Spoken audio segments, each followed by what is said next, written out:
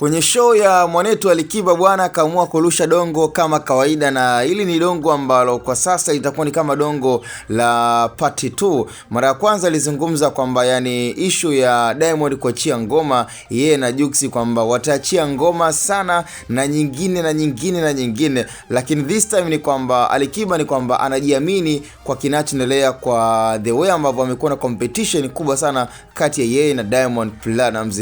Yani kaanzia kwenye issue ya muziki ambayo Diamond amekuwa akiachia ngoma nyingi sana ndani ya mwaka, lakini yeye kajiamini kwamba anaweza akaachia ngoma moja ama ngoma mbili, lakini tayari zikawa ziko hit kabisa katika sehemu mbalimbali. Na ni kweli kabisa kwamba nyota ya Alikiba kuachia ngoma hata moja au mbili kwa mwaka na zikafanya vizuri ni jambo la kawaida, tena ngoma zikawa bado zinaishi kama kawaida. Lakini kwa upande wa Diamond kidogo, kwa sababu yeye ni entertainer, yani ni mburudishaji, amekuwa akiachia ngoma kwa mwaka hata ngoma 7, 6 ni jambo la kawaida kwa upande wa Diamond. Sasa hii ni baada ya Alikiba kama kawaida kuingia kwa mara nyingine akizungumzia sakata la Diamond kuchukua nyota za wasanii, na huko akizungumza kwamba kwa yeye kuchukuliwa nyota yake hawatoweza kumpata. Na hapa ni dongo ambao limeingia moja kwa moja Alikiba kwamba anazungumza pia sakata ambao limemkuta mdogo wake na msanii ambaye kwa sasa ndo yuko on trending, Jay Melody. Unajua kabisa kwa miongoni mwa kitu ambacho watu wanakipuuzia na pengine hawafahamu hizi harakati za kimuziki, muziki una mambo mengi sana. Yani watu wanachukulia ule ushabiki ya kwamba labda pengine kwa kuwa wanaona wasanii wanafanya kazi basi masuala ya kishirikina labda pengine hayapo, lakini kweli ni kwamba yani hizi mambo bwana ni jambo la kawaida. Watu kurogana, yani kumkuta msanii kwenda kwa mganga kukata siku kadhaa kwa lengo pia la kutaka kumpromosha mwenzie ni jambo la kawaida.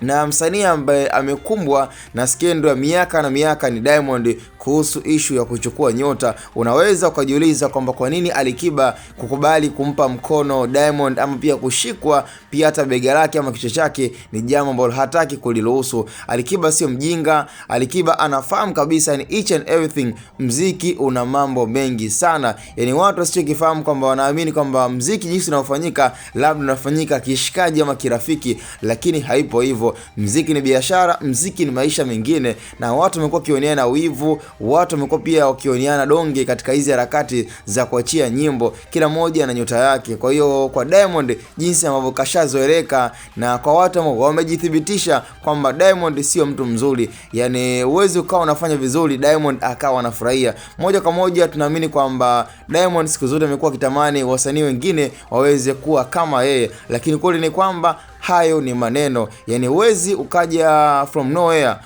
ukajikuta kwamba una exist na unafanya muziki mzuri alafu tena kwa nyota kali alafu Diamond akawa anafurahia. Yani lazima tu ukifanya vizuri ama pia ngoma yako ikaweza kuiti, Diamond ni lazima atakuwa karibu na wewe. Na ndio maana pia hata kina Mwijaku na Alikiba wanalitambua hili kwamba yani msanii yoyote hapa nchini Tanzania akiwa na kipaji cha kutosha na ngoma zake zikawa zinafanya vizuri, hata kama labda hajafika kwenye ile level ambayo Diamond ameweza kufika, lakini lazima moja kwa moja Wasafi na familia ya Wasafi wataweza kuwa karibu naye, kwa sababu tayari ni maisha ambayo yanajulikana kwamba katika tasnia na muziki wa Bongo Flava hakunaga maisha ya upendo ambayo labda wasanii wamekuwa kiishi. Hapana, sio kwenye Bongo Movie, sio kwenye maisha ya muziki wa Bongo Flava, wasanii hawapendani. Yani usidanganywe na maisha ya mtandaoni, hapana, kila moja ana lifestyle yake na kila moja anaangalia upande wa riziki ya kwake yeye kama yeye. Kwa hiyo kwa Diamond kusema kwamba labda anapenda sana Jay Melody aweze kufanikiwa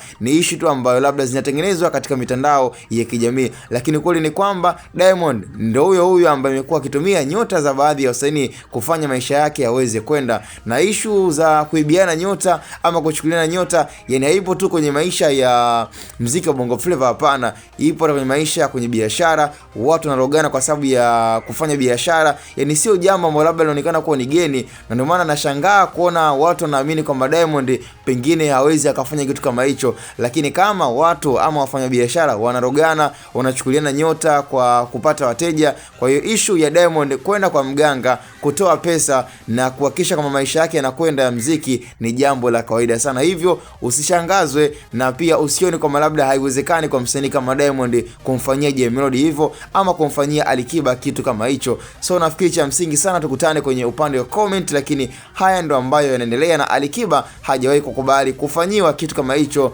mbele ya Diamond Platnumz, yani kushikwa bega ama kushikwa kichwa chake, kwa kuwa anafahamu moja kwa moja nyota yake inachukuliwa direct kabisa na msanii Diamond ambaye tayari amekumbwa na skendo kama hii kwa miaka na miaka.